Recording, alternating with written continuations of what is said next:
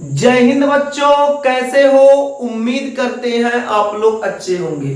प्यारे बच्चों, आज का क्लास लेकर फिर आप सबके बीच उपस्थित हो गए हैं। आज का क्लास बेहद ही शानदार होने वाला है, जबरदस्त होने वाला है। मेरे देश के नौजवान क्लास के अंत तक बने रहिएगा। यदि आप क्लास के अंत तक बने रहते हैं तो आपको एक क्लास बेहतर समझ में आएगा, क्योंकि आज के क्लास में हम लोग साबुनीकरण, अपमार्जक, मिसेल पूरी जानकारी आज के क्लास में देंगे। तो आज का क्लास परीक्षा के दृष्टिकोण से अत्यंत महत्वपूर्ण होने वाला है। इसलिए बाबू आप शीघ्रता से जाइए, कॉपी और पेन लेके आइए, उसके उपरांत पढ़ाई कीजिए। आप अच्छे से नोट्स बनाइए, बेहतर नोट्स बनाइए, ताकि आपके रिवीजन के समय वो नोट्स काम आ सके। परीक्षा से पूर्व जब आप रिवीजन का अभ्यास करें तो उस समय मेरे देश के अच्छे बच्चे आपको ये जो आपका नोट्स है काफी मददगार साबित होगा। इसलिए मेरे देश के नौजवान, मेरे देश के प्यारे बच्चे, आप नोट्स पर विशेष ध्यान दिया कीजिए, नोट्स जरूर बनाया कीजिए, ताकि परीक्षा के समय आपको काफी मदद मिल सके। जैसे एक बार कोई चीज पढ़ लिया जाता है तो लंबे समय तक वो स्टोर नहीं रहता। लंबे समय तक स्टोर रखने के लिए उसको बार बार रिवाइज करना पड़ता है, बार बार दोहराना पड़ता है, बार बार उसको देखना पड़ता है, तब वो जाके कहीं लंबे समय तक रहता है। आज आप जो पढ़ेंगे कुछ समय तक, कुछ दिनों तक याद रहेगा, उसके उपरांत फिर आप भूलना शुरू कर देंगे और परीक्षा आते आते ऐसा संभवता है कि आप भूल जाए और उसको पुनः आपको वो चीज पुनः ध्यान में रखने के लिए आपको रिवीजन की आवश्यकता पड़ेगी। इसलिए मेरे देश के लाल जल्दी जाइए, फेयर कॉपी लेके आइए। जो कॉपी आप बना रहे हैं, जिस कॉपी में आप नोट कर रहे हैं, वो कॉपी लेके फिर इस क्लास को देखिए, तो आपको एक क्लास बेहतर समझ में आ जाएगा। आज के क्लास में हम लोग सबसे पहले अध्ययन करेंगे साबुन के बारे में। साबुन क्या होता है पहले इसे जान लेते हैं। साबुन क्या होता है पहले इसे सीख लेते हैं, उससे उससे संबंधित चीजों को जान लेते हैं, फिर हम लोग आगे बढ़ेंगे। आपकी जानकारी के लिए बता दे बाबू, आज इस चैप्टर का अंतिम क्लास होने वाला है।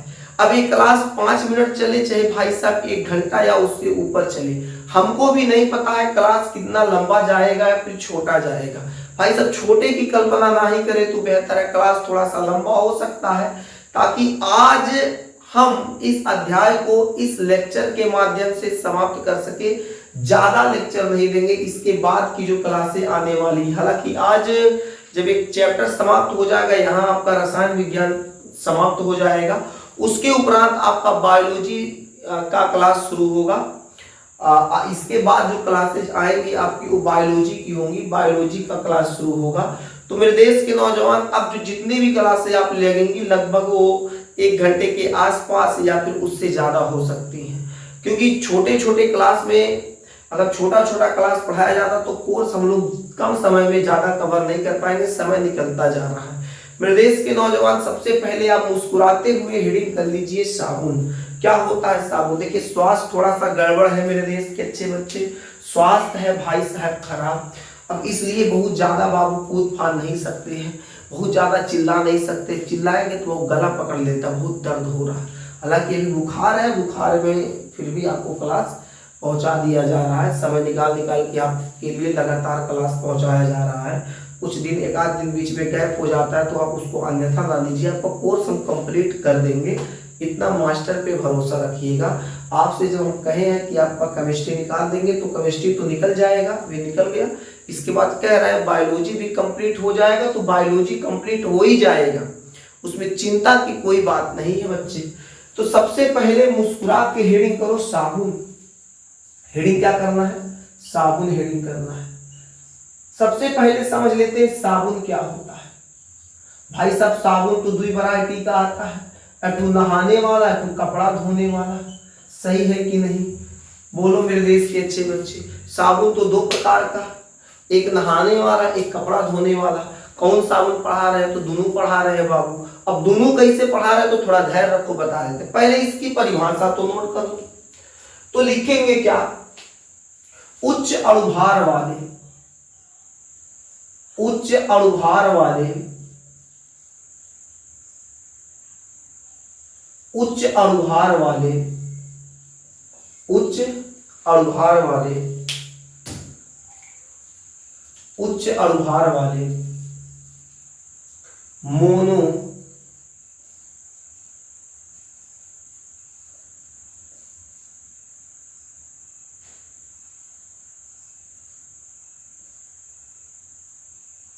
मोनोकार्बोक्सिलिक अम्लों।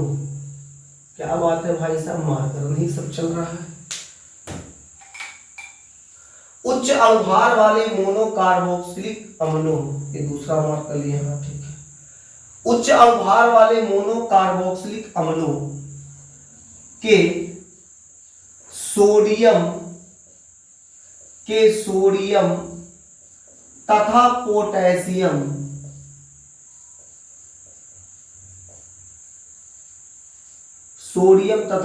पोटेशियम उच्च अणुभार वाले मोनोकार्बोक्सिलिक अम्लों के सोडियम तथा पोटेशियम लवण साबुन कहलाते हैं।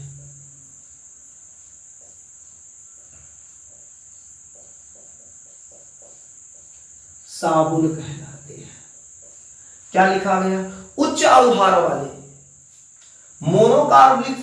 मोनोकार्बोक्सिलिक अम्लों के सोडियम तथा पोटेशियम लवण साबुन कहलाते हैं। यानी उच्च अणुभार का मतलब क्या है भाई साहब? जिसका अणुभार ज्यादा हो। अब ज्यादा अणुभार कब होगा? जब कार्बन की संख्या ज्यादा होगी।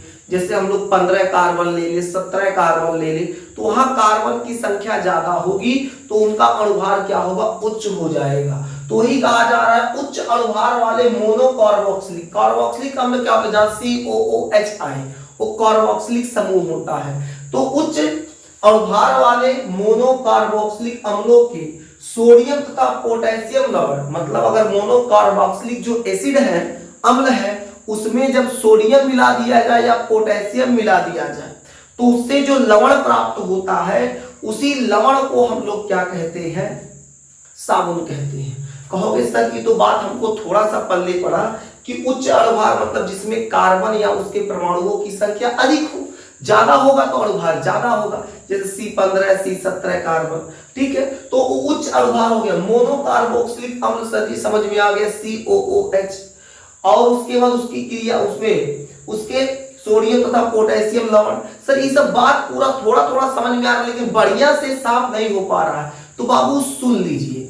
जैसे हमने यहां लिखवाया उच्च अणुभार वाले मोनोकार्बोक्सिलिक अम्लों के सोडियम तथा पोटेशियम लवण साबुन कहलाते हैं। इसका मतलब बाबू उच्च अणुभार वाला, जैसे हमने C17 ले ले, C17 H35 COONA, तो यहां क्या लिखा? उच्च अणुभार वाले। भाई साहब अणुभार क्या है? उच्च है। उच्च अणुभार वाले कार्बोक्सिलिक अम्ल, कार्बोक्सिलिक अम्ल क्या होता है? COOH होता है। यहां से H हटाएंगे, सोडियम तथा पोटेशियम जोड़ेंगे, सोडियम जोड़ ले या फिर क्या जोड़ ले? पोटेशियम जोड़ ले, दोनों में। तो भाई साहब हम यहां सोडियम जोड़ दिए तो क्या हो गया? C17 H35 COONA। बाबू एक प्रकार से ये भी बाबू साबुन हो जाएगा। ये भी क्या होगा? साबुन होगा। या फिर हम ले लें C17 H35 COOK, ये हो जाएगा, ये भी साबुन होगा। ध्यान से समझिए, यही लिखवाया गया है बाबू। यही के मतलब पोटेशियम, के मतलब बाबू क्या होगा? पोटेशियम। तो उच्च अणुभार वाले, अणुभार इनकी क्या है? उच्च है। उच्च अणुभार वाले मोनोकार्बोक्सिलिक अम्लों के सोडियम तथा पोटेशियम का जो लवण होता है, ये भी एक लवण है, ये भी एक लवण है। इन्हीं को हम लोग क्या कहते हैं बाबू? इन्हीं दोनों को हम लोग क्या कहेंगे? साबुन कहेंगे। क्या कहेंगे? ए है इधर से, ए है इधर से, ये क्या कहलाएंगे? साबुन कहलाएंगे। क्या कहलाएंगे मेरे देश के अच्छे बच्चे? साबुन कहलाएंगे। तो साबुन में ये मत याद रखिएगा आप लोग कि साबुन में केवल Na ही होता है, गलत बात। कुछ लड़के तो एकदम याद करके रट के रखे C17 H35 COONA साबुन। अरे बाबू मजनू बन जाओगे, एक फार्मूला रटोगे। यहां साफ कहा गया है सोडियम तथा पोटेशियम लवण, सोडियम तथा पोटेशियम, यानी इसमें सोडियम भी आए तो भी लवण हो जाएगा और पोटेशियम भी आए तो भी लवण हो जाएगा। और ये जो दोनों लवण है इन दोनों को ही हम लोग क्या कहेंगे, दोनों को ही हम लोग साबुन कहेंगे मेरे देश के अच्छे बच्चे। तो C17H35COO साबुन होगा, C17H35COO वो भी क्या होगा, साबुन होगा। ठीक है, दोनों क्या हो जाएंगे, दोनों साबुन होंगे। लेकिन इन दोनों साबुन में बाबू जमीन आसमान का अंतर है। जमीन आसमान का अंतर का मतलब क्या, मास्टर बेटू जमीनी होगा तो आसमानी क्या, नहीं बाबू, ऐसा नहीं है कि जमीन आसमान का अंतर का मतलब कि कुछ और साबुन का काम करेगा, ये कुछ और साबुन का काम करेगा। देखिए मेरे देश के नौजवान, ऐसा साबुन जिनमें पोटेशियम पाया जाता है, ऐसे साबुन को मृदु साबुन कहते हैं। ये साबुन अत्यंत मुलायम होते हैं, यानी इनको मुलायम वाला साबुन कह सकते हैं। और ऐसा साबुन जिनमें बाबू पोटेशियम पाया जाएगा वो कठोर साबुन होते हैं। तो बाबू इसको हम लोग क्या कहेंगे, इसको कठोर साबुन के नाम से जाना जाएगा। किसके नाम से, तो कठोर साबुन, कठोर साबुन के नाम से जाना जाएगा। इसे कठोर साबुन के नाम से जाना जाएगा। ठीक है, और इसे हम लोग क्या कहेंगे, इसे हम लोग मृदु मतलब होता है मुलायम।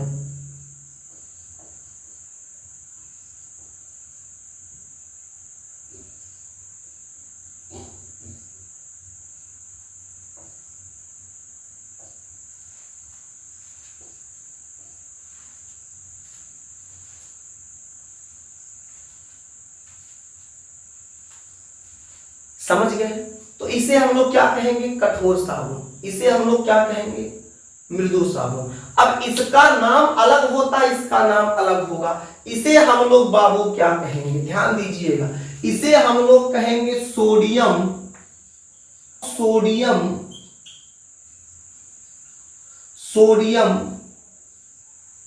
एस्टिएरेट कहेंगे।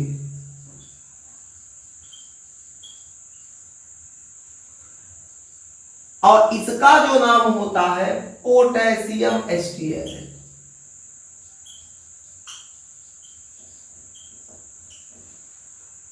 पोटेशियम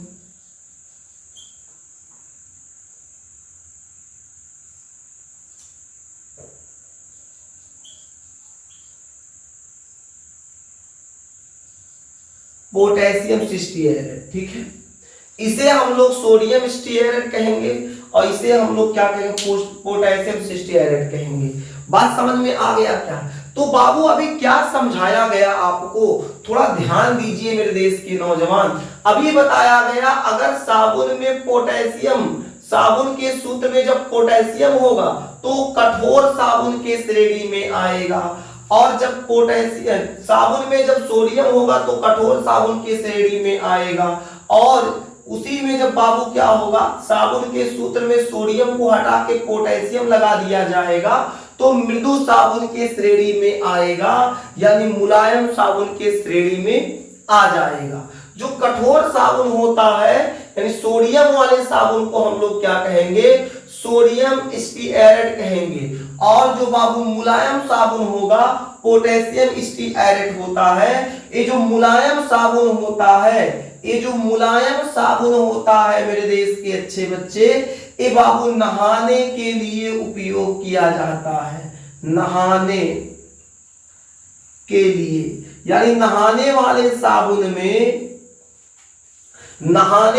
साबुन में बाबू पोटेशियम स्टीएरेट यानी मृदु साबुन होता है। आपसे कोई कहे मृदु साबुन क्या है तो कहिएगा नहाने का साबुन मृदु साबुन होता है। तो ये क्या होगा, तो ये बाबू हो जाएगा कपड़ा धोने का साबुन, कपड़ा कपड़ा कपड़ा कपड़ा कपड़ा धोने का साबुन, कपड़ा धोने का साबुन क्या हो जाएगा, कपड़ा धोने का साबुन। तो उम्मीद करते हैं इतना बात तो आपको समझ में आ गया होगा। क्या समझाया गया एक बार पुनः बता देते हैं। उच्च अणुभार वाले मोनो कार्बोक्सिलिक अम्लों के सोडियम तथा पोटेशियम लवण, सोडियम तथा पोटेशियम लवण साबुन कहलाते हैं। सोडियम उपस्थित होगा तो भी साबुन होगा, तो उसको सोडियम लवण कह देंगे। पोटेशियम उपस्थित होगा तो पोटेशियम लवण कहलाएगा। जो सोडियम लवण होता है उसको सोडियम स्टीअरेट कहते हैं। जो पोटेशियम लवण होता है पोटेशियम स्टीअरेट कहा जाता है। ये जो सोडियम स्टीअरेट होता है इसे कठोर साबुन कहते हैं। पोटेशियम स्टीअरेट को मृदु साबुन कहते हैं। सोडियम स्टीअरेट जो होता है कपड़ा धोने का साबुन होता है, और आपका पोटेशियम स्टीअरेट नहाने का साबुन होता है। ठीक है, इतना बात याद रखिएगा मेरे देश के अच्छे बच्चे, इतना बात आपको याद रखना है। अब साबुन के कुछ बाबू गुण जान लो, कुछ गुण जान लो, फिर साबुन का निर्माण बता देंगे कैसे होगा। देखिए अच्छा साबुन कौन, अच्छा साबुन कौन, अगर आपसे पूछे कोई बताओ आप किसी कोई अच्छे साबुन, एक बेहतर साबुन के अंदर का कोई एक दो चार गुण बता दो, दो चार गुण बता दो भाई साहब, एक अच्छे बेहतर साबुन का दो चार गुण बता दो। तो बाबू अच्छे साबुन का गुण क्या होगा, जल्दी से आप लोग भी ध्यान दे दीजिए। अच्छा साबुन वही होगा जिसमें जल की मात्रा 10% से अधिक न हो, वो एक बेहतर साबुन होता है। जब साबुन निर्माण किया जाता है, जब साबुन बनाया जा रहा हो, तो उस समय साबुन में जल की मात्रा ज्यादा न डाला जाए, बल्कि जल की मात्रा 10% से कम हो या 10% के आसपास हो, 10% से ऊपर जल की मात्रा न हो। अगर जल की मात्रा साबुन में 10% या उससे कम है तो एक बेहतर साबुन होगा। तो हम लोग क्या लिख सकते हैं, अच्छा साबुन कौन सा होगा, वे साबुन ना लिख के क्या लिख दे, क्या लिख दे, क्या लिख दे बालक, तो यहां लिख देते हैं जिन साबुन में जिन साबुन में जिन साबुन में जिन साबुन में जल की मात्रा 10% होती है, 10% होती है, 10% होती है, वे बेहतर साबुन होते हैं।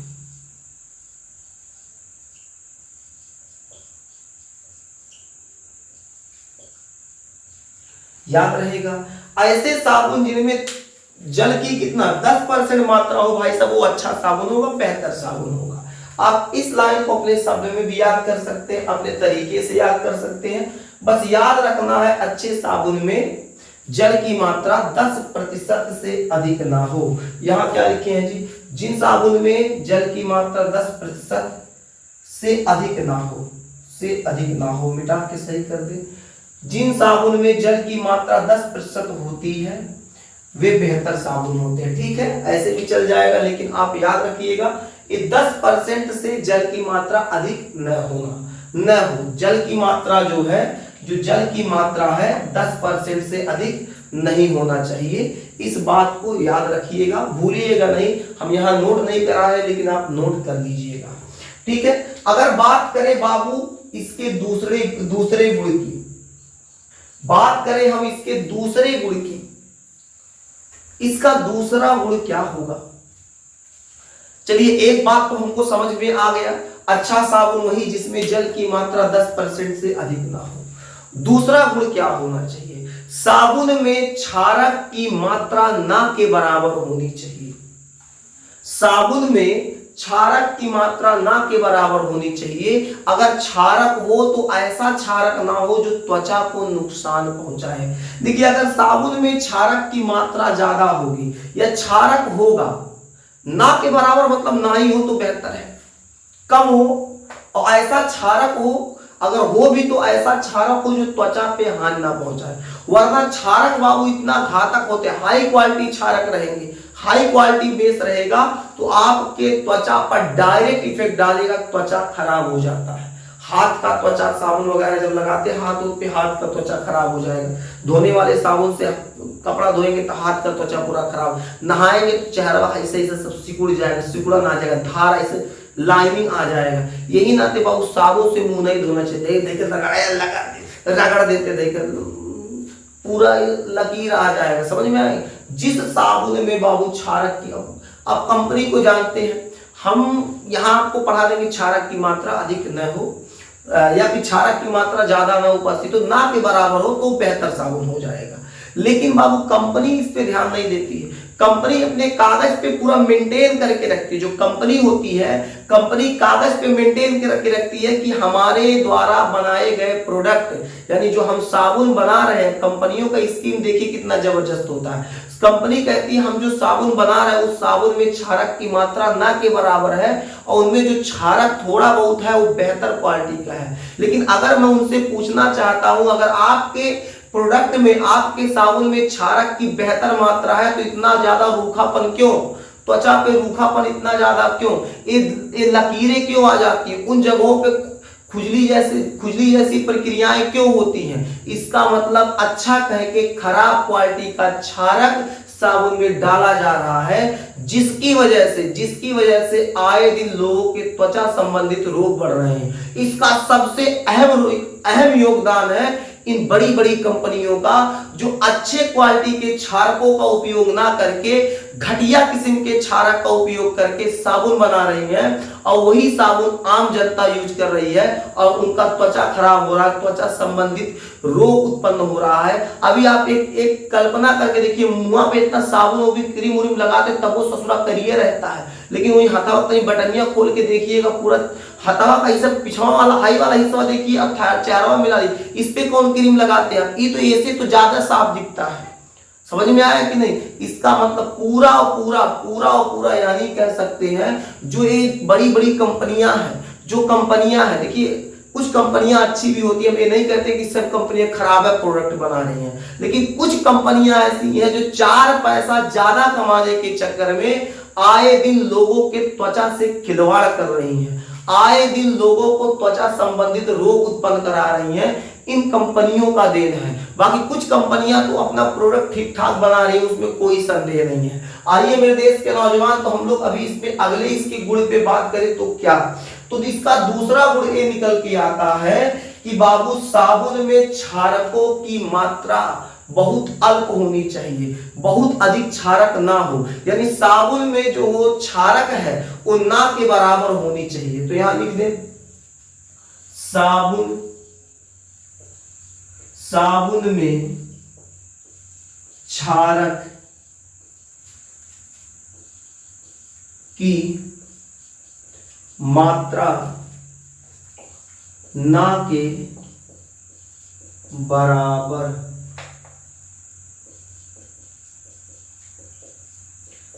के बराबर होनी चाहिए।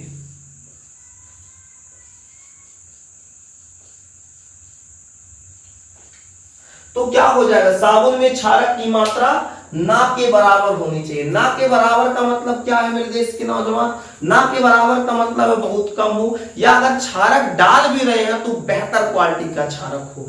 इसके अलावा एक अच्छे साबुन का ये भी गुण होता है कि जब भी कंपनी साबुन बनाए तो साबुन में विशेष प्रकार के कीटनाशकों या कीटाणुओं से लड़ने की क्षमता बेहतर होना चाहिए। टीविया में ऐड देखते हैं फलाना साबुन 99.9% कीटाणुओं से रक्षा करता है। देखिए ये सब चीजें आपको लगता है फलाना साबुन तो बहुत बढ़िया, अरे मेरे देश के गधों, कुल साबुन वैसे होता है। सभी साबुनों में इतना क्वालिटी, जितना भी नहाने वाले साबुन है, सभी साबुनों में कंपनियां इस बात पे विशेष ध्यान देती हैं कि इतना कीटाणुनाशक क्षमता डाल दे, इतना ज्यादा उसमें क्षमता डाल दे कि जब व्यक्ति नहाए, स्नान करे, तो स्नान करते समय जो बैक्टीरिया शरीर से चिपके हुए हैं उनको मार के वही खत्म कर दिया जाए साबुन के प्रभाव से। समझ में आया कि नहीं? तो एक अच्छे साबुन का तीसरा गुण क्या हो जाएगा? तीसरा गुण हो जाएगा मेरे देश के नौजवान, तीसरा गुण हो जाएगा, क्या हो जाएगा? अभी क्या समझाए हैं, इतना देर में बढ़ोतरी में भूल जाते हैं। अभी यही समझाए हैं, क्या समझाए हैं, साबुन, अच्छे साबुन में, अच्छे साबुन में, अच्छे साबुन साबुन साबुन साबुन में कीटाणु, कीटाणुनाशक, कीटाणुनाशक होना चाहिए, कीटाणुनाशक होना चाहिए। मतलब जो अच्छे किस्म का साबुन होगा उसमें कीटाणुनाशक की आवश्यकता पड़ेगी, जो बैक्टीरिया वगैरह शरीर पे चिपके हैं नहाते समय वो साफ हो जाए। लेकिन इस बात को याद रखना है, जो हम कीटाणुनाशक का प्रयोग कर रहे हैं वो हमारी त्वचा पे इफेक्ट ना डाले, हमारी त्वचा को नुकसान ना डाले। अगर हम साबुन में कीटाणुनाशक डाल रहे हैं, हम साबुन में कीटाणुनाशक डाल रहे हैं और कीटाणु तो मार दे रहा है, उससे हमारी त्वचा पे इफेक्ट आ रहा है, हमारे त्वचा पे प्रभाव पड़ रहा है, हमारे त्वचा को नष्ट कर रहा है, या फिर हमारे त्वचा पे फफोले दाने निकाल रहा है, तो एक कीटाणुनाशक अच्छा कीटाणुनाशक नहीं है। फिर आपको किसी बेहतर कीटाणुनाशक की तरफ जाना चाहिए। जैसे मान लीजिए आपके मास्टर के पास एक साबुन की फैक्ट्री है, तो हम एक अच्छा साबुन बनाना चाहते हैं, हम सोचते हैं कि हम एक बेहतर साबुन बनाएं, तो उसमें हम इन सब बातों को ध्यान रखेंगे, जिसमें तीसरे पॉइंट को बहुत ध्यान से उसमें दिया जाएगा। जैसे हम साबुन हम बना रहे हैं, तो साबुन में हम क्या एक ऐसा कीटाणुनाशक डालेंगे जो क्या हो कि मतलब जब स्नान करें तो हमारे शरीर पे लगे हुए बैक्टीरिया, जर्म्स, गंदगी जो है उसको काट के निकाल दे, साफ कर दे, सबको हटा दे। समझ में आया? लेकिन हमारे त्वचा पे कोई विशेष इफेक्ट ना डाले, अगर डाले तो ना के बराबर, बहुत कम, 0.01% इफेक्ट डाले, बहुत ज्यादा ना डाले। तो वो एक क्या होता है, वो एक बेहतर साबुन होता है। अगर बाबू हम नहा लिए, नहाने के बाद हमारे शरीर पे फफोले आ रहे हैं, हमारे शरीर पे धब्बा आ रहा है, दाग आ रहा है, दाना निकल रहा है, फुंसी निकल रहा है, तो एक बेहतर साबुन नहीं हो सकता, फिर उस साबुन में दोष है। ठीक है, आगे बढ़े मेरे देश के नौजवान। तो क्या बताया गया, जिन साबुन में जल की मात्रा 10% होती है या फिर 10% से अधिक न हो, उससे कम हो, उसके आसपास, कोई बेहतर साबुन होगा। साबुन में क्षारक की मात्रा ना के बराबर होनी चाहिए, अच्छे साबुन में कीटाणुनाशक होना चाहिए। एक और पॉइंट लिखवा दे क्या, लिखवा दे क्या, चलिए यहाँ लिखवा देते हैं, एक और पॉइंट लिखवा दे, वहां नहीं यही लिखवा देते हैं, कम हो जाएगा। एक और पॉइंट लिखवाते हैं। देखिए मेरे देश के अच्छे बच्चे, जितना भी चीज आपको बताया जा रहा है, जितना भी चीज आपको समझाया जा रहा है, उस पर ध्यान दीजिएगा, समझिएगा, पढ़िएगा, मेहनत से पढ़िएगा तो आपको समझ में आएगा। ऐसा नहीं है कि आपको समझ में नहीं आएगा। इसका अगर चौथे गुण की बात करें, इसके चौथे गुण पे हम लोग चले तो साबुन का एक चौथा गुण क्या निकल के आ गया, तो साबुन का बाबू चौथा गुण ये है, जो अच्छे क्वालिटी का साबुन होगा वो क्या होगा, अत्यंत मुलायम होगा। बेहतर क्वालिटी का साबुन जो होता है वो क्या होता है, अत्यंत मुलायम होता है। क्या होता है, अत्यंत मुलायम होता है। तो लिख सकते हैं क्या,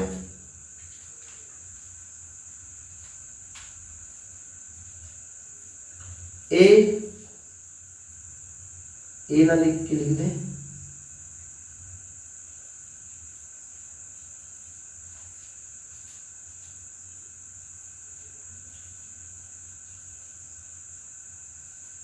अच्छे साबुन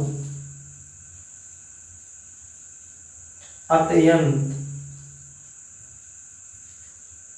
या अच्छे साबुन मुलायम, अच्छे साबुन मुलायम तथा मुलायम तथा मुलायम तथा, भूल जा रहे हैं भाई साहब, तो सही लग रहा है, बहुत ही आ रहा है यार, क्या है तो ससुरा नहीं तो थोड़ी देर में भुला जा रहे हैं। गजब चीज है मास्टर, ऐसे कैसे काम चलेगा, आप भूल जाएंगे तो हम लोग का क्या होगा। जल्दी आप करो, जल्दी, कैसे काम चलेगा गुरुजी, तो गजब गजब हो गया। अरे प्रभु कैसे आप भूल जा रहे हैं अगर आप भूल जाएंगे तो फिर हम लोग का क्या होगा, हम लोग की तो पढ़ाई अधूरी रह जाएगी। क्यों जी, हम लोग की पढ़ाई क्या हो जाएगी, अधूरी रह जाएगी। गुरुजी याद करके लिखिए, तो आओ लिख देते हैं। तो क्या लिखें, अच्छे साबुन मुलायम तथा चिकने होते हैं।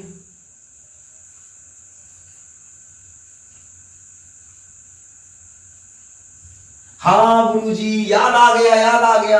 अरे सर जी अभी नहीं याद आया, आपको उम्र बढ़ रहा है तो धीरे धीरे बुढ़ा रहे हैं। हाँ बाबू, अब बुढ़ौती कगार पे जा रहे हैं तो समस्या तो थोड़ा बहुत होगा करेगा। नहीं जी, क्यों, सही है ना।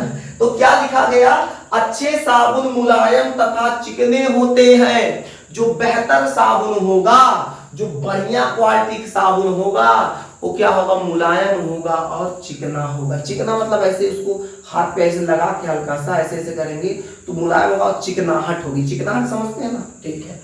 तो चिकनाहट उसमें होगी, ये अच्छे साबुन का एक गुण होता है। जल्दी से मेरे देश के नौजवान जल्दी से इसे नोट कर लीजिए, नोट कर लीजिए, फिर आपको साबुनीकरण पढ़ा दें और साबुन निर्माण पढ़ा दें। जल्दी से नोट कीजिए।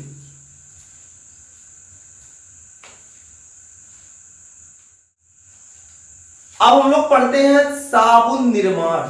जल्दी से हेडिंग कर लीजिए, साबुन निर्माण। साबुन निर्माण, भाई साहब साबुन निर्माण क्या होता है, थोड़ा सा इस पे ध्यान देते हैं। साबुन निर्माण क्या होता है, कुछ इस पे ध्यान देते हैं, इसके बारे में समझते हैं तो थोड़ा सा आपको बेहतर समझ में आएगा। साबुन निर्माण क्या होता है, साबुन निर्माण, भाई साहब साबुन का निर्माण कैसे होगा, आइए आपको सबसे आसान सरल बेहतर तरीका बताते हैं। इससे बेहतर भाई कहीं नहीं है। सबसे आसान और बेहतर तरीका क्या है, जो आपको बताया जा रहा है इसी प्रकार से आप तैयार कीजिएगा। इसके अलावा बाबू आपको इससे बेहतर कोई तरीका नहीं मिलेगा, याद रखिएगा। अगर इससे बेहतर तरीका मिले तब आप आगे बता दीजिएगा। देखिए साबुन निर्माण में कुछ आपको जैसे चीजों की आवश्यकता पड़ती है, पदार्थों की आवश्यकता पड़ती है। जैसे वसा हो, वसा की क्रिया जब हम लोग क्षार से कराते हैं, वसा की क्रिया जब हम लोग क्षार से कराते हैं तो ग्लिसरॉल प्राप्त होता है, उसके साथ साथ फिर साबुन बनेगा। यानी बाबू साबुन निर्माण में हमको आवश्यकता किसकी पड़ेगी, तो वसा की।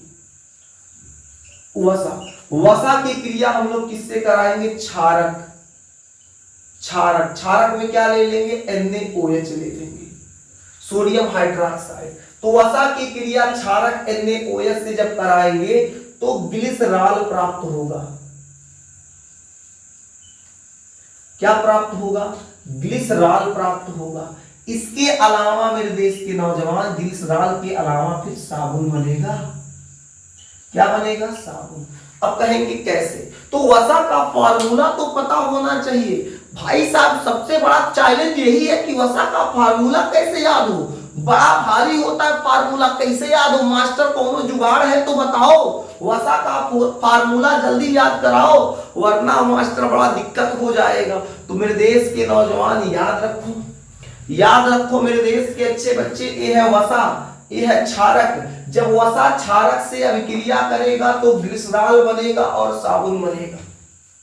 अब वसा का सूत्र क्या हो जाएगा, तो वसा का सूत्र होगा बाबू, यहां देख लो, वसा का सूत्र क्या होगा, तो हो जाएगा CH2 COO C17H35, single bond CH COO C17H35, वही लाइन, बस यहां 2 रखेंगे, यहां 2 रखेंगे, यहां 2 हटा देंगे। CH2 COO C17H35, ये बाबू आपके वसा का सूत्र होता है। किसका सूत्र होता है, वसा का। मास्टर इतना बड़ा सूत्र कैसे याद होगा, तो बाबू सुनो, बस आपको याद क्या करना है, आपको याद करना है CH2 COO C17H35, CH2 COO C17H35। अगले लाइन में जब आप इसको लिखेंगे यहां 2 हटा देंगे, बाकी सब सेम उतार देंगे और अगले लाइन में फिर 2 जोड़ देंगे। माने एक बार लाइन में 2 सटाना है, 2 को क्या करेगा, सटा देना है। अगले लाइन में 2 को हटा देना है, फिर अगले लाइन में क्या करेंगे, 2 को सटा देना है। सटा दो, हटा दो, सटा दो। समझ में आया कि नहीं? सिद्धांत याद कर लो मास्टर का, सटा दो, हटा दो, सटा दो। भाई साहब आपका ये वसा का फार्मूला तैयार है। 1 मिनट मुन्ना, कोई बुला रहा है क्या?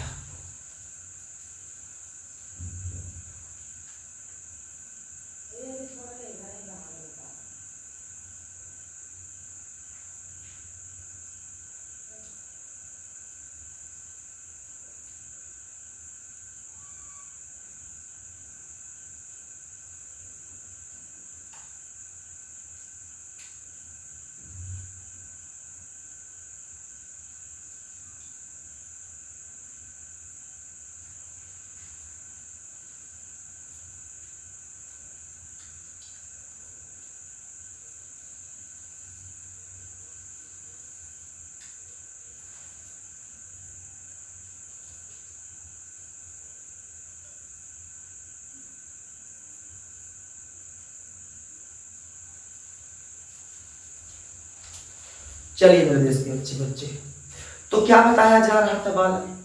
तो आपको बताया ये जा रहा था, आपको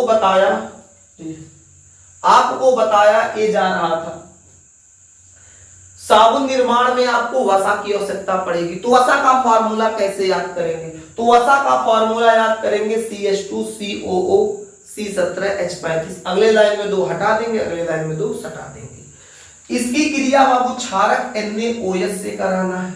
क्षारक NaOH ये बाबू जैसे लाइट जलता है और लाइट का रोशनी जैसे बढ़ जाता है, अब कमरे में थोड़ा सा जंगला है, वो खुला हुआ है, वहां से सब कीट पतंगे, छोटे छोटे कीड़े धड़ाक से सब अंदर आके, हम यहाँ पढ़ा रहे हैं और हमारी आवाज पे सब देखिए नागिन डांस कर रहे हैं। कुछ कुछ तो वीडियो में भी दिखाई दे रहा होगा, ससुरा सब नागिन डांस कर रहे हैं। तो इसमें क्षारक ले लेंगे NaOH। ये क्या है? एक क्षारक है। ये क्या है बाबू? एक क्षारक है। क्षारक NaOH लेंगे, इसकी क्रिया कराएंगे। अब मेरे देश के नौजवान यही पूरा जुगाड़ बैठ गया। ये जो CH2 है, ध्यान दीजिएगा, यहां से बाबू ध्यान दीजिएगा, यहीं से देखो हम लाइन कर देते हैं, यहां से इतना छटका लो। छटकाने का मतलब समझते, हटा लो वहां से, छटकाओ उतना बाबू। तो क्या छटका के वहां से निकालें? वसा में से हम CH2 निकाल लिए, CH निकाल लिए, CH2 निकाल लिए। वहां से उसको जब छटका लिए, यहां से बाबू OH छटकाएंगे। यहां से क्या छटकाएंगे? OH छटकाएंगे। अब OH जब यहां से छटकाएं तो यहां पर क्या करेंगे? OH लगा देंगे। क्या लगाएंगे? OH। या ऐसे सिंगल बॉन्ड नहीं लगाना चाहते तो मत लगाइए, यहां क्या लगा देंगे? OH लगा देंगे। लो मुन्ना, OH लग गया। अब कहोगे सर जी यहाँ OH एक था, यहाँ 3, भाई सबके साथ OH लगाना है। जब पूरा इतना छटका के यहां से निकाल के यहां पटक दिए तो सबके सथवा OH ही लगाना पड़ेगा।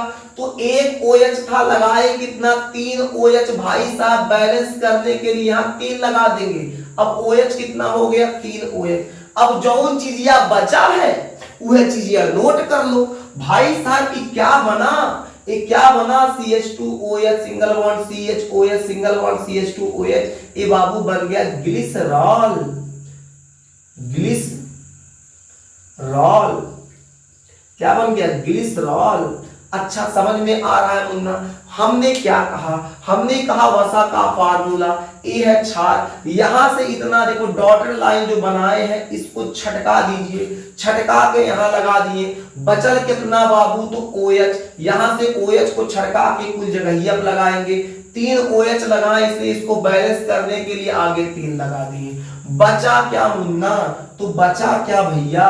तो बचा आपका जो, उसे नोट कर लो, वही साबुन है। क्या बचा? COO, इसके अलावा C17H35 और यहाँ क्या बचा? Na। तो क्या लिखेंगे बाबू? यहाँ क्या लिखेंगे? यहाँ लिखेंगे C17, सीधा करके लिखेंगे C17 H35, यही बचा मुन्ना। C17 H35 COO, सीधा करके लिखेंगे C17 H35 COO, थोड़ा आगे लिखते हैं C17 H35 COO। क्या बचा है? C17 H35 COO। इसके अलावा क्या बच गया? Na। क्या बच गया? Na बच गया। अब बाबू कितना बार? 3 Na है और 3 बार A है, इसलिए इसको बैलेंस करने के लिए यहां क्या लगाना पड़ेगा? 3 लगाना पड़ेगा। A आपका बन गया साबुन। A आपका क्या बन गया? साबुन। अच्छा, किस प्रकार का साबुन बना? किस प्रकार का साबुन बना? सोडियम लगा है बाबू, तो किस प्रकार का साबुन होगा? बिल्कुल आप सही जवाब दिए, आपका जवाब बिल्कुल सही है। ए बना सोडियम, सोडियम स्टीएरेट, सोडियम स्टीएरेट, सोडियम स्टीएरेट, या इसे आप कठोर साबुन भी कह सकते हैं, या इसे आप क्या कह सकते हैं? कठोर साबुन। कठोर साबुन मतलब, कठोर साबुन मतलब कपड़ा धोने का साबुन बन गया। कपड़हवा साबुन बाबू, कपड़हवा साबुन। तो उम्मीद करते हैं इतना बात समझ में आ गया होगा।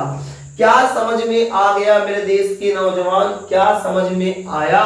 पहले इसे बताओ। तो हम अभी समझे साबुन निर्माण, यानी वसा लेंगे, वसा लेने के बाद उसकी क्रिया NaOH से कराएंगे तो ग्लिसरॉल प्राप्त होगा, उसके उपरांत बाबू साबुन प्राप्त होगा। और इस पूरी क्रिया को, ये जो पूरी क्रिया हो रही है, वसा क्षारक से अभिक्रिया किया, ग्लिसरॉल बनाया, उसके अलावा फिर साबुन का निर्माण कर रहा है। गला पकड़ा हुआ है बाबू, अक्सर आवाज बज जा रही होगी क्योंकि गले में खराश भी है और खांसी भी ठीक ठाक आ रहा है। ठीक ठाक मतलब समझ रहे होंगे, तो खांसी भी ठीक ठाक आ रहा है, इसलिए मेरे देश के नौजवान आवाज थोड़ा सा बच के जा रही है। और दूसरी अहम बात, माइक कोई हो गया बाबू खराब, माइक गलती से छूट के गिर गया और उसका जो रिसीवर होता है वो टूट गया। नया माइक बुक किए थे, इसलिए बीच में काफी दिन आपका क्लास नहीं लगा, माइक की वजह से नया माइक बुक किया गया था। लेकिन मेरे देश के नौजवान नया माइक आया तो, लेकिन नया माइक का भी रिसीवर खराब वहां से आया, उसको रिटर्न किया गया, रिप्लेस किया गया। शायद 16 अक्टूबर तक वो आ जाए, उसमें दिखा रहा है, एक्सपेक्टेड डेट दिखा रहा है कि 16 अक्टूबर तक आ जाएगा। तो भाई साहब अगर 16 तारीख तक तो आ जाएगा तो फिर माइक से पढ़ा देंगे। अभी इसी आवाज में काम चला लो भैया। वैसे भी 4-5 क्लास आपका छूट चुका है, बीच में क्लास माइक की वजह से नहीं लगा, वरना क्लास लगातार लगता। लेकिन भाई साहब अब हमको लगने लगा कि भाई ज्यादा दिन हो रहा है, दिक्कत हो रहा है, तो क्लास तो लेना ही पड़ेगा। आइए मेरे देश के अच्छे बच्चे आगे बढ़ते हैं। तो क्या बताया गया? ये जो वसा है क्षारक से क्रिया किया, ग्लिसरॉल बना और साबुन बना। इस पूरी क्रिया को, इस साबुन बनने की पूरी क्रिया है, इस साबुन बनने का पूरा प्रोसेस है, इस साबुन बनने की पूरी क्रिया है, तो हम लोग क्या कहेंगे?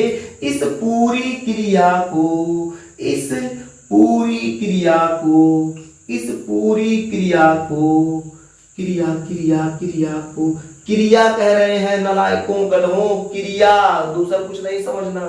इस पूरी क्रिया को क्या कहते हैं? साबुनीकरण, साबुनीकरण,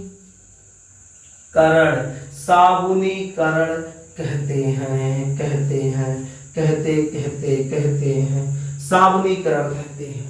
इस पूरी क्रिया को साबुनीकरण कहते हैं, इस पूरी क्रिया को साबुनीकरण कहते हैं। बाबू यहां तक नोट कर लीजिए, साबुन तथा साबुनीकरण। उसके बाद बाबू आपको फिर साबुनों में अंतर पढ़ा दिया जाए। मतलब जो कठोर साबुन है, यानी जो नहाने का साबुन है, और जो कपड़ा धोने का साबुन है, उसमें अंतर बता दिया जाए। अच्छा, नहाने का साबुन का मतलब समझ रहे हैं? नहाने का साबुन मतलब मृदु साबुन, और कपड़ा धोने का साबुन मतलब कठोर साबुन। अब इन दोनों में अंतर हम लोग अब आगे देखते हैं, पहले इतना नोट कर लीजिए।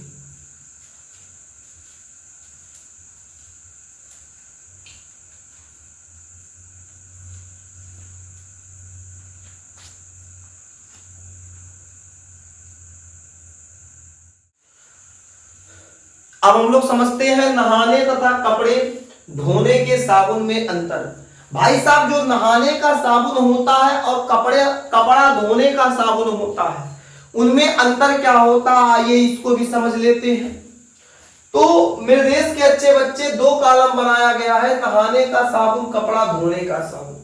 समय बचाने के लिए पहले से बोर्ड पर नोट कर दिया गया ताकि समय नुकसान न हो, समय बचे, क्योंकि अभी क्लास में अभी बहुत कुछ पढ़ाना है। अभी बाबू केवल साबुन और साबुनीकरण हुआ है, साबुन निर्माण हुआ है, अभी इसमें अंतर होने जा रहा है। इसके बाद मिसेल बचा है, अपमार्जक बचा है। तो अभी काफी चीजों का अध्ययन करना बाकी है मेरे देश के नौजवान। इसलिए मेरे देश के अच्छे बच्चे नोट कर दिया गया है ताकि क्लास बहुत अधिक लंबा ना हो जाए। कोशिश किया जाएगा जितना जल्दी हो जाए, जितना कम समय में हो जाए उतना बेहतर रहे, लेकिन इतना भी कम समय नहीं लिया जाएगा कि आपको समझ में ही ना आए। इतना समय लिया जाएगा जितने में आप अच्छे से समझ जाए। मेरे देश के नौजवान, एक कॉलम में लिखा गया है नहाने का साबुन, दूसरे कॉलम में लिखा गया है कपड़े धोने का साबुन। अब नहाने का साबुन क्या होता है, कपड़े धोने का साबुन क्या होता है, इसमें अंतर क्या होता है देख लेते हैं। नहाने का साबुन, कपड़े धोने का साबुन आप जान चुके हैं, अभी पीछे पढ़ाए हैं। अब हम लोग इनमें अंतर समझते हैं। नहाने के साबुन में देखो पहला अंतर क्या लिखा गया है, इस प्रकार के साबुन नहाने में काम आते हैं। यानी नहाने वाला साबुन कहाँ काम आता है, तो बाबू नहाने में। और कपड़े धोने का जो साबुन होता है, इस प्रकार का साबुन कपड़ा धोने में। यानी पहला अंतर यहीं से हो जाएगा, छोटा सा अंतर, बिना कुछ सोचे समझे लिखना है। नहाने का साबुन नहाने के लिए उपयोग होगा, कपड़ा धोने का साबुन कपड़ा धोने के लिए उपयोग हुआ। दूसरा अंतर बाबू क्या हो जाएगा, इस प्रकार का साबुन अच्छी प्रकार के वसा तथा तेल का बना होता है। यानी वो नहाने वाला जो साबुन होता है बेहतर वसा, बेहतर फैट और बेहतर ऑयल यानी बेहतर तेल से बना होता है। मेरे देश के नौजवान, अगर वसा और तेल में झोल करेंगे तो बेहतर साबुन नहीं बनेगा। इसलिए जो नहाने का साबुन होता है वो अच्छी प्रकार के वसा और अच्छे प्रकार के तेल से मिलकर बना होता है। इसमें तेल कौन सा होता है, तो वनस्पति तेल होता है मेरे देश के अच्छे बच्चे। बात करें कपड़ा धोने का साबुन, तो इस प्रकार का साबुन सस्ते तेल तथा वसा से बना होता है। यानी कपड़ा धोने वाला जो साबुन है उसमें विशेष प्रकार का ध्यान नहीं दिया जाता है, विशेष प्रकार के तेल का उपयोग नहीं किया जाएगा, विशेष प्रकार के वसा का उपयोग नहीं किया जाएगा। यानी सस्ते वैरायटी का तेल, सस्ते वैरायटी का वसा का प्रयोग करके कपड़ा धोने का साबुन बनाया जाता है। जबकि नहाने वाला साबुन पूरे शरीर पे लगाना होता है, इसलिए उसको कंपनी, जो अच्छी कंपनियां होती है, खराब कंपनियों की बात नहीं करेंगे, वो ससुरा जान ले लेगा सबका, ठीक है। तो जो अच्छी कंपनियां होती हैं, जो सबका ध्यान रखती हैं, जिनको अपने प्रोडक्ट पे विशेष ध्यान देना होता है, वो जब साबुन बनाती हैं तो अच्छे क्वालिटी का वसा और बेहतर तेल का उपयोग करती हैं, तो नहाने का साबुन बनेगा। और कपड़ा धोने के लिए कोई विशेष प्रकार का अच्छा साबुन, अच्छा वसा और अच्छे तेल की आवश्यकता नहीं होती है। यहाँ देखो लिखवाया गया है, इस प्रकार का साबुन अच्छी प्रकार के वसा तथा तेल का बना होता है, इस प्रकार का साबुन सस्ते तेल तथा वसा से बना होता है। आगे बात करें तीसरे अंतर की, तो तीसरा अंतर क्या हो जाएगा, इन साबुनों को रंगीन तथा सुगंधित करने के लिए विशेष प्रकार के पदार्थ डाले जाते हैं। इसका मतलब क्या है भाई, नहाने वाला साबुन आप लोग देखे होंगे, नहाने वाला साबुन आप लोग देखे होंगे, कोनो हरियर होता है, कोनो लाल होता है, कोनो पीयर होगा, कोनो ऑरेंज होगा, कोई कुछ कलर होगा, कोई कुछ कलर होगा, कोई व्हाइट होगा, कोनो करिया होगा। अलग अलग वैरायटी का नहाने वाला साबुन आता है। आप लोग माथा पकड़ लेते रे बाप ससुरा कितना कलर का साबुन है, बाबू कौनो कलर का साबुन नहीं है। ये जो जितने प्रकार के साबुन बनाए जाते हैं, सबको एक विशेष रंग देने का काम कंपनियां करती हैं।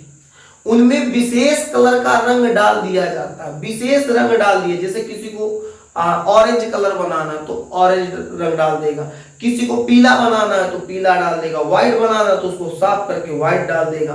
ठीक है। इसके अलावा साबुना महके तो सुगंधित करने के लिए विशेष प्रकार का इत्र वगैरह का भी प्रयोग किया जाता है, विशेष प्रकार के सुगंधित पदार्थों का प्रयोग किया जाता है डाल दे, ताकि साबुना लगाने पे ऐसे सूंघने पे महके। समझ में आया कि नहीं?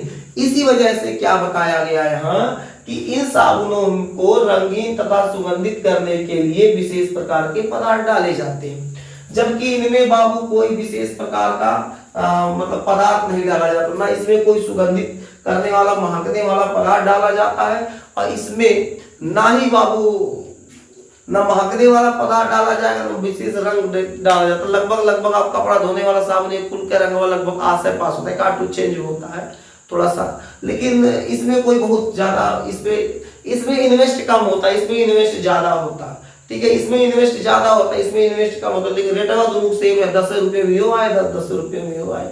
हाँ, कौनो है महंगा, कंपनी का नाम नहीं लेंगे, बढ़िया कंपनी है, ससुरा देते 35 40 रुपए के नहाने वाला साबुन, ये बेचारा गरीब दुखिया 10 में बिकता है। ठीक है, 10 में बस हो जाता है इसका। आगे बात करें तो आगे मेरे देश के नौजवान, नहाने का साबुन क्या है? नहाने का साबुन या और कपड़ा धोने के साबुन में चौथा अंतर हो जाएगा। जो नहाने का साबुन है इनमें हानिकारक क्षार नहीं पाए जाते। अभी थोड़ा देर पहले बताया गया था अगर हानिकारक क्षार मिला दिया जाएगा फिर त्वचा पे क्या समस्या आएगा। वरना कंपनियां जो होती है वो उस पर विशेष ध्यान देती है, अधिकांश कंपनियां, कि जो जब नहाने का साबुन बनाया जाता है उसमें हानिकारक क्षार न डाला जाए, या फिर क्षार डाला ही ना जाए। डाला जा तो कम, बिना क्षार का साबुन बनेगा नहीं, तो क्षार डाला जा लेकिन कम डाला जा, या फिर डाला जा क्षार तो बेहतर क्षार डाला जा जो त्वचा को हानि ना पहुंचाए। ठीक है, तो ये लिखवाया गया, इनमें हानिकारक क्षार नहीं डाले जाते हैं या नहीं पाए जाते हैं, इनमें हानिकारक क्षार पाए जाते हैं। यदि कपड़ा धोने में क्या होता है, हानिकारक क्षार पाए जाते हैं, त्वचा मारते देखो खराब कर दे। कपड़ा धो के आइए, देखिए हाथ देखिएगा, हाथवा दूसरे मॉडल हो जाएगा, मतलब दूसरे मॉडल में हाई से हो जाएगा। ऐसा नहीं बाबू, हाथवा कहने का मतलब एक चमड़ा बड़ा सिकुड़ जाता है, देखो इसको हल्का हल्का व्हाइट होने लगता है, मतलब कई प्रकार की समस्याएं आ जाती हैं। तो क्या होता है, इनमें हानिकारक क्षार की वजह से होता है, जबकि इसमें ऐसा नहाने वाला साबुन से नहा के निकलता है तो देखो चेहरा चमकेगा, तो चमचम चमचम चमकेगा। समझ में आया कि नहीं? आगे बढ़ जाए क्या? मेरे देश के नौजवान, ये हो गया नहाने वाले साबुन तथा कपड़ा धोने वाले साबुन में अंतर। अब हम लोग पढ़ेंगे मिसेल। क्या पढ़ेंगे? मिसेल। जल्दी से इसको छापो, फिर आपको हम पढ़ा दें मिसेल।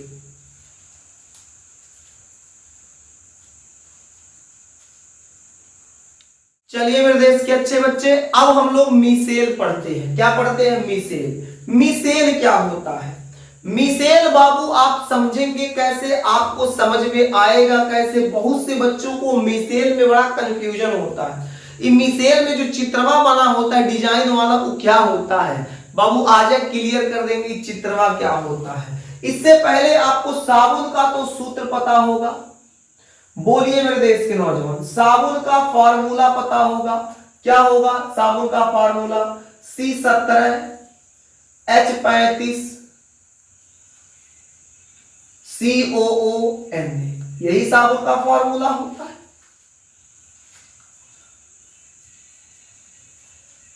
सोडियम स्टीयरेट साबुन का फॉर्मूला यही होता है मेरे देश के अच्छे बच्चे। बताइए, जल्दी बताइए, यही होता है फॉर्मूला, यही आपका साबुन का फॉर्मूला होता है। अब देखा जाए तो इसमें बाबू, इसमें क्या है? C17 17 carbon 35 hydrogen. वास्तव में एक श्रृंखला एक चैन से जुड़कर एक स्ट्रक्चर बना होता है। अब एक श्रृंखला एक चैन से जुड़कर कैसे? तो मेरे देश के नौजवान, इसमें 17 हाइड्रोकार्बन होते हैं, उसके अलावा फिर उसके बाद COO और Na जुड़ा होता है। कहोगे मास्टर कुछ पल्ले नहीं पड़ रहा है, तो मेरे देश के नौजवान बस इतना याद रखो, ये तो है साबुन का फॉर्मूला। इसको अगर तोड़ा जाए तो ये कैसे टूटेगा? ये जो आपका है C17 H35 COO Na, इसको अगर तोड़ा जाए तो कैसे टूटेगा? तो टूटेगा बाबू CH3 CH2 CH2 CH2 CH2 CH2 CH2 CH2, तोड़ते जाओ तोड़ते जाओ तोड़ते जाओ तोड़ते जाओ मुन्ना। कब तक तोड़ेंगे? जब तक सी 17 बार ना हो जाए। कितना बार? 17 बार। गिन लेते हैं, 1 2 3 4 5 6 7 8 9 10 11 12 13 14 15 15 हुआ। हाई हो गया 16, हाई हो गया 17। और 17 के बाद फिर क्या है? सी 17। देखो सी 17 1 2 3 4 5 6 7 8 9 10 11 12 13 14 15 16, ये 17। सी फिर क्या है? फिर क्या है? सी सी के बाद क्या जुड़ा है? डबल बॉन्ड से इससे ओ जुड़ा है, फिर सिंगल बॉन्ड से ओ हो जाएगा, फिर यहाँ Na हो जाएगा। बाबू ये जो स्ट्रक्चर होता है, ये जो बाबू क्या है, साबुन का स्ट्रक्चर होता है, सूत्र होता है, कुछ इस प्रकार के संरचना से, कुछ इस प्रकार के कंपाउंड से, कुछ इतना लंबे चैन से बाबू, इस प्रकार के चैन से मिलके बना होता है, तब जाके कहीं साबुन का सूत्र। देखो कितना जटिल इसका है, कितना जटिल चैन इसका बनता है, कितना जटिल संरचना है। अब इसी को क्या करते हैं हम, एक शॉर्ट फॉर्म में लिखते हैं।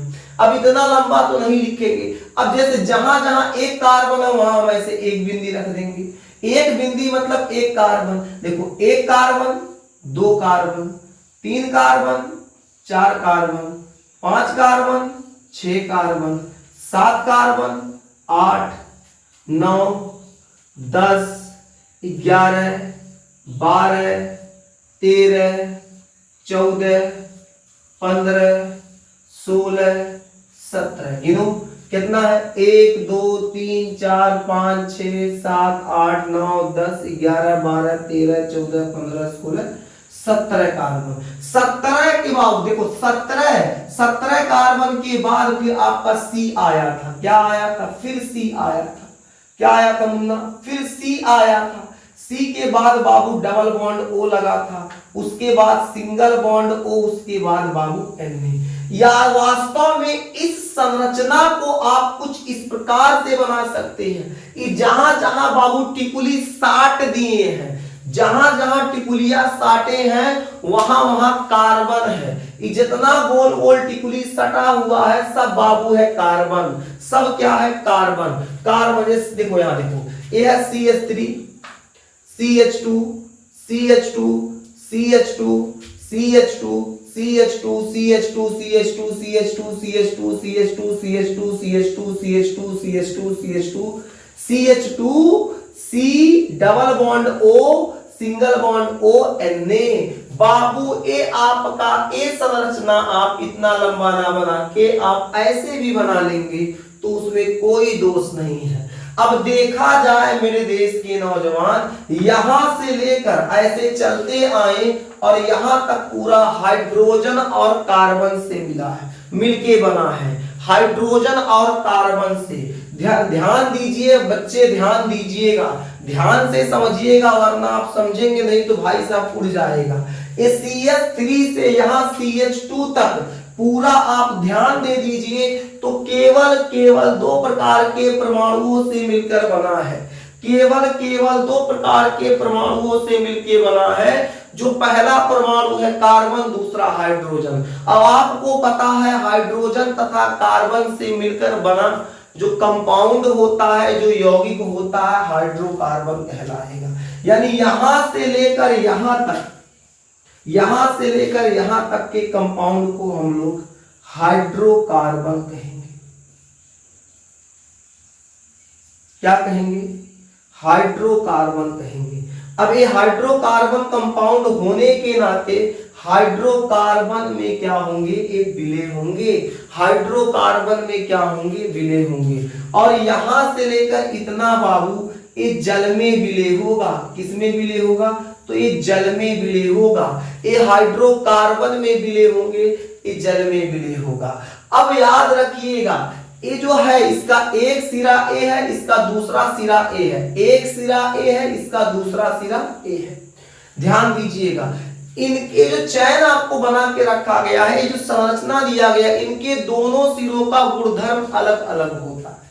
इनके दोनों सिरों का गुणधर्म क्या होता है? अलग अलग होता है। इनका ए जो सिरा होगा, इनका ए वाला जो सिरा होगा, एक मिनट मुन्ना, इनका इनका जो ए वाला सिरा होगा, इधर वाला यहां से देखो, यहां से देखे, इधर वाला जो सिरा होगा, ए बाबू क्या होगा, ए बाबू क्या होगा, ये किसी चीज को स्नेह करेंगे, बुलाएंगे, जल के साथ स्नेह बनाएंगे, बुलाएंगे जल से प्रेम करेंगे। क्यों जी, जल से प्रेम करेंगे? नहीं करेंगे, ये जल से प्रेम नहीं करेंगे बाबू, ये हाइड्रोकार्बन है, ये हाइड्रोकार्बन में विलय होंगे, हाइड्रोकार्बन से प्रेम करेंगे।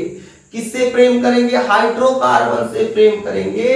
यानी ये जब हाइड्रोकार्बन से प्रेम करेंगे तो इसको हम लोग क्या लिख सकते हैं?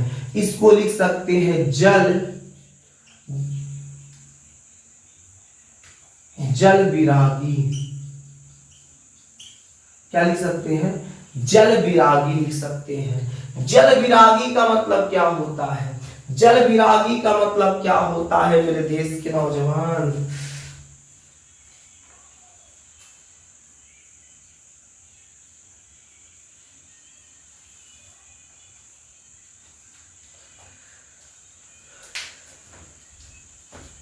जल विरागी, इतना कीड़ा गिरा पूरा शर्ट के अंदर चला जा रहा है। जल विरागी का मतलब क्या होता है? जल विरागी का मतलब जो जल का विरोध करे, और ये जो दूसरा सिरा होगा, दूसरा सिरा, ये जो इसका दूसरा सिरा होगा बाबू, जल रागी होगा। जल रागी, जल रागी का मतलब जो जल से प्रेम करे, जल से स्नेह करे, इसलिए इसे बाबू जल स्नेही भी कहते हैं। क्या कहते हैं? जल स्नेही कहते हैं, जल स्नेही कहेंगे। तो बाबू जो एक चयन आपके सामने रखा गया है, जो संरचना आपके सामने रखी गई है, उसका जो इधर वाला सिरा होगा, ए वाला जो सिरा है, वो जल विरागी होता है, जल को पसंद नहीं करता। इस ससुरा पसंद किसको करेगा? तो ये पसंद करेगा वसा को, इसलिए इसको वसा प्रेमी कह देते हैं या वसा स्नेही कहते हैं। क्या कहते हैं? वसा स्नेही। जैसे वसा को देखेगा, जैसे वसा को देखेगा, कहता है आ जाओ याद सताए तेरी नींद चुराए, अब दिल न लगे दिल भर, तुरंत धड़ाक से बुलाता है। यानी बाबू जो इसका हाइड्रोकार्बन वाला सिरा होगा, वो किससे प्रेम करेगा? तो प्रेम करेगा वसा से। क्या जल से प्रेम करेगा? तो नहीं करेगा, इसलिए इसे जल विरागी कहते हैं। इसका जो दूसरा सिरा होगा वो जल से प्रेम करता है। किससे प्रेम करता है? जल से प्रेम करता है। जल से प्रेम करने के कारण इसे जल रागी कहते हैं। क्या कहते हैं? जल रागी कहते हैं। याद रखिएगा इतना बात। अब देखिएगा, जैसे हम कोनो थरिया में खाना खाएं तो आपका आजकल थरिया मांजने वाला भी साबुन आता है, विम वगैरह जो होता है ना, थरिया मांजने वाला साबुन, या फिर कपड़े पे कोई तेलहुस चीज गिर गया तो उसको कैसे काट के निकालेगा? ध्यान से समझिएगा, अभी आपको मिसेल समझ में आ जाएगा मेरे देश के अच्छे बच्चे। तो जैसे हम कहें कोई कपड़े पे तेलहुस चीज गिर गया, या कोई दाग धब्बा लग गया, या फिर थरिया में खाना का उसमें ऑयल हल्का सा लगा है, कैसे काम करेगा? ये कैसे काटता है? तो भाई साहब देखो, ये काटेगा कैसे? जब तेल का बूंद गिरा, जैसे तेल का बूंद है, अब इस तेल के बूंद को क्या करेगा? ये जो तेल का बूंद, ये क्या है भाई साहब? ये है तेल का बूंद, तेल का बूंद, ये है तेल का बूंद। ये क्या है? ये तेल का बूंद है। अब इस तेल के बूंद को बाबू देखो, जल रागी, जल इस पे आके स्पर्श करेगा, इससे कोई मतलब नहीं, तो जल क्या करेगा? इसको देखो, तेल के बूंद, तेल का बूंद क्या होता है? वसा होता है। वसा को प्रेम कौन करता है? हई वाला हिस्सा, वसा स्नेही। जल विरागी, जो जल विरागी होता है वही तो वसा को प्रेम करता है। तो धाक से इसे नाचेगा, इसे धाक से नाच के आएगा। हाँ, एक चीज और देख लीजिए, इसको और कैसे लिख सकते हैं? कहीं कहीं इसको ऐसे लिखिए, ये वाला जो हिस्सा होता है, इस वाले हिस्से को ऐसे बना, इसे गोला बना दिया जाता है बना के इसे Na+ लिख देंगे। और ये जो आपका 17 बनाए थे, इसको आप 17 तो बना नहीं सकते, कुछ लोग ऐसे ऐसे बना देते हैं। तो देखिए, ए वाला सिरा क्या हो जाएगा? जल विरागी। ए वाला सिरा क्या हो जाएगा? जल रागी। तो जो जल विरागी सिरा होगा, धाक से घूम के तेलवत तरफ आएगा और यहीं से जुड़ जाएगा ऐसे। और जुड़ के इसे घेर लेगा। अभी तो एक इसका एक स्ट्रक्चर है, लेकिन ऐसे बाबू ढेर सारे होते हैं, ढेर सारे। इसको कुल्लू ओरिया से, चारों ओरिया से घेर लेंगे बाबू, चारों तरफ से घेर लेंगे। इस ससुरा भाग के जाना भी चाहेगा तो जाएगा कौने ओर, चारों ओर से घेरेंगे। घेरो भाई साहब, इसको भागने ना पाए, कि तेल का बूंद भागने ना पाए। अब इस तेल के बूंद को घेरते हैं। अच्छा, तेल के बूंद के तरफ कौन सा हिस्सा होता है, जल्दी से बताओ मेरे देश के नौजवान। तेल के बूंद के तरफ कौन सा हिस्सा होता है, कौन सा हिस्सा होगा? जल विरागी होगा कि जल रागी होगा? जल विरागी होगा कि जल रागी होगा? अरे टेढ़ टेढ़ बना रहे, उसका मतलब समझ रहे हो, 17 हुआ है बाबू। ठीक है, आप गिन गिन नहीं बना पाओगे, परेशान हो जाओगे, इससे बना लीजिएगा। ठीक है, हाँ, तो आपसे क्या पूछा जा रहा था, जल्दी बताइए। तेल के बूंद के तरफ कौन सा हिस्सा होगा? जल विरागी होगा। सही जवाब क्या होगा? जल विरागी, क्योंकि जल विरागी ही तो वसा को पसंद कर रहा है, वसा को प्रेम कर रहा है। तो यह पकड़ेगा, धई के चाप देगा कुलोर से, यहां से देकर चापेगा, और चाप के धीरे से इसे हल्का सा उठा के, हल्का जब झाग बनाएगा ना, तो यहां से उठा के उसको मैल को काट के निकाल देगा। कहेगा हट, समझ में आया? फ्लावर समझा का असली पुष्पा तो हम ही है। ससुराई कौन कह रहा है? जल विरागी कह रहा है। असली पुष्पा हम यही, हमारे भाई लोग हैं, और तुम्हारे लेकिन आशा वसा को ऐसे उठा के हम फेंक देते हैं। तो बाबू साहब यहां से वसा को उठाएगा और हटा देगा। जैसे कपड़े पे दाग लग गया, तेल गिर गया, तो इसको जब हम लोग धो लेंगे ना साबुन से, तो यहाँ क्या होगा, यहाँ पर जाके जल विरागी बैठ जाएगा और उसको काट के उठा के निकाल के फेंक देगा। तो इस पूरी संरचना को बाबू हम लोग क्या कहते हैं? इस पूरी संरचना को हम लोग मिसेल कहते हैं। क्या कहते हैं? मिसेल कहते हैं। उम्मीद करते हैं समझ में आ गया होगा। यदि समझ में आ गया तो नोट कीजिए, फिर आपको आगे बताएं। इसके बाद आपको अपमार्जक पढ़ा दे, जल्दी नोट कीजिए मेरे देश के अच्छे बच्चे।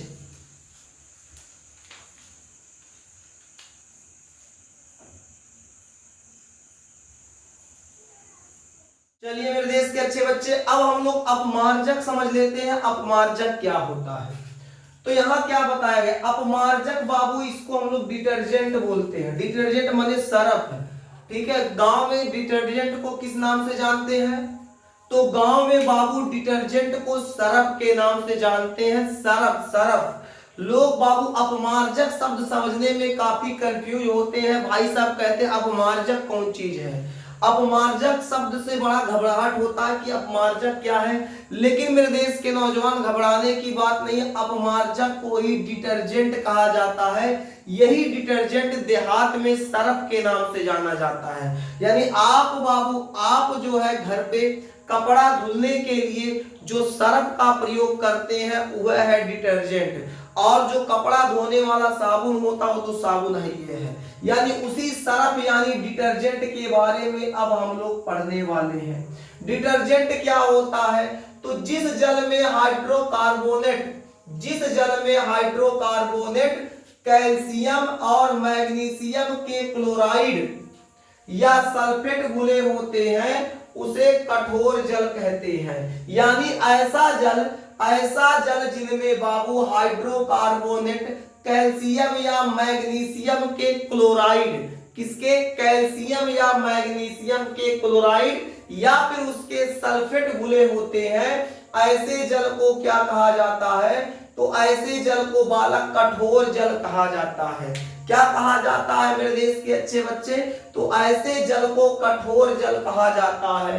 क्यों कहा जाता है ये देख लीजिए, क्योंकि ये साबुन के साथ एबिले दही जैसा अवक्षेप बनाते हैं, इसलिए कहा जाता है जब ये साबुन के साथ संपर्क करते हैं तो एबिले, कैसा? एबिले का मतलब क्या होता है बालक? जो न घुले। एबिले दही जैसा अवक्षेप बनाते हैं। यह अवक्षेप सफाई का कार्य नहीं करता, और यह जो अवक्षेप होता है, जो कठोर जल में यह जो अवक्षेप होता है, यह अवक्षेप बाबू सफाई का कार्य नहीं करता। इसको हटाने के लिए क्या किया जाता है, हटाने के लिए कपड़ों को ब्रश से रगड़ना पड़ता है। किससे रगड़ना पड़ता है, तो ब्रश से रगड़ना पड़ता है।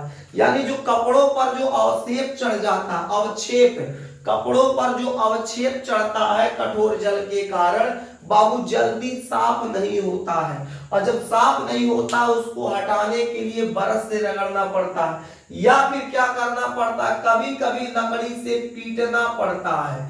लकड़ी से पीटने का मतलब जो घरे बैट होगा, मम्मी ऐसे देखो कचर के मारती है,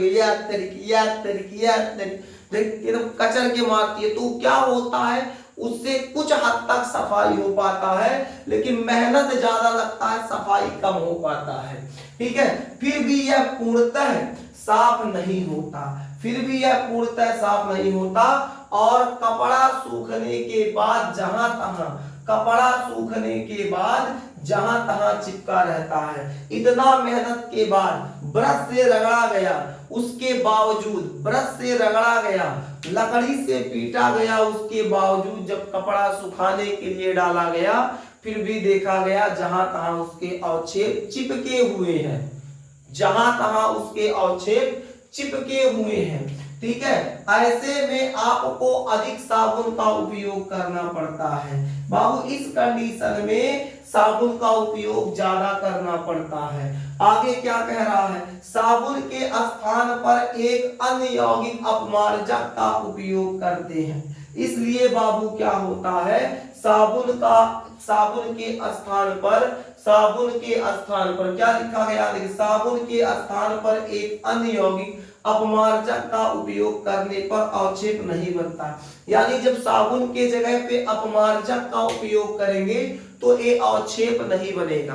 बालक समझिएगा, जैसे हमको कपड़ा धुलना है, कपड़े पे कुछ धब्बा दाग लगा हुआ उसको हटाना है, तो क्या करते हैं हम, जब साबुन से उसको धोते हैं तो कठोर जल जो होता है, जो कठोर जल होता है उस पे, कठोर जल में साफ नहीं होगा तो क्या होगा, वो जैसे तैसे अवक्षेप बना रहेगा। जब धुल के धुलेंगे तो ब्रश से रगड़ना पड़ेगा, लकड़ी से पीटना पड़ेगा, डालने के बाद, धुल के डालने के बाद फिर भी धब्बा हल्का फुल्का कहीं रह जाता है। यानी इतनी मेहनत के बाद भी साबुन से साफ नहीं होता। इसके लिए एक अलग कंपाउंड की आवश्यकता होती है, जो कंपाउंड डिटर्जेंट होता है, अपमार्जक होता है। इसका प्योर काम होता है मैल को काटना, मैल को काट के हटा के निकाल देना। तो साबुन से कहीं ज्यादा प्रबल कपड़ा धोने वाले साबुन, कपड़ा धोएंगे तो कपड़ा की बात करेंगे, तो धोने वाले साबुन या फिर साबुन से कहीं ज्यादा मैल को काटने में सक्षम अपमार्जक होता है। ये है अपमार्जक। जल्दी से बाबू अपमार्जक का सूत्र देखते हैं। ये अपमार्जक का सूत्र C18H29NaO3S। इसको हम लोग क्या कहते हैं, सोडियम डोडेसिल बेंजीन सल्फोनेट। तो बाबू ये आपका हो जाएगा, इसका सूत्र हो जाएगा। बात करें साबुन तथा अपमार्जक में अंतर, तो अंतर क्या होता है, जल्दी से देख के क्लास को समाप्त करते हैं। जल्दी से देखते हैं बाबू अंतर क्या है। तो साबुन क्या होता है, इसमें देखो लिखा गया, यह लंबी श्रृंखला बनाने वाले कार्बोक्सिलिक या वसा अम्लों के सोडियम लवण होते हैं। यानी जो साबुन होता है वो क्या होता है, कार्बन की लंबी श्रृंखला बनाता है और उसमें कार्बोक्सिलिक अम्ल और वसा का क्या होता है, सोडियम लवण पाया जाता है। अभी आपको थोड़ी देर पहले श्रृंखला बना के बताया था।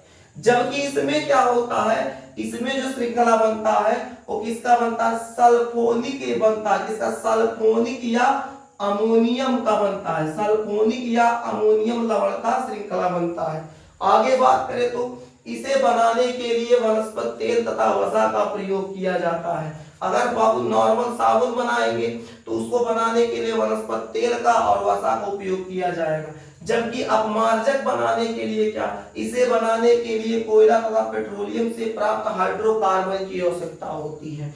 कोयला और पेट्रोलियम से प्राप्त हाइड्रोकार्बन की आवश्यकता होती है अपमार्जक को बनाने में। तीसरे पॉइंट की बात करें तो बाबू क्या होगा, कपड़ा साफ करने की क्षमता इसमें कम होती है। जो साबुन होता है, साबुन में कपड़े को साफ करने की क्षमता कम होती है, जबकि अपमार्जक में बाबू कपड़े को साफ करने की क्षमता अधिक होती है।